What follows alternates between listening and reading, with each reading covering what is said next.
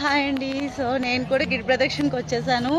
So vehicles అయితే మనం వేపకుంటూ దాటిన తర్వాత అయితే ఆపేశారు. సో వెహికల్ అక్కడ ఆపేసి టెంపుల్ దగ్గరికి నడవాలన్నమాట. అక్కడి నుంచి వెహికల్స్ అయితే అలౌ లేదు ఉన్నారు కదా. అది వచ్చేసి లాస్ట్ కొండ కనిపిస్తుంది, అదే టెంపుల్ అన్నమాట. క్రౌడ్ అయితే చాలా ఎక్కువగా ఉంది.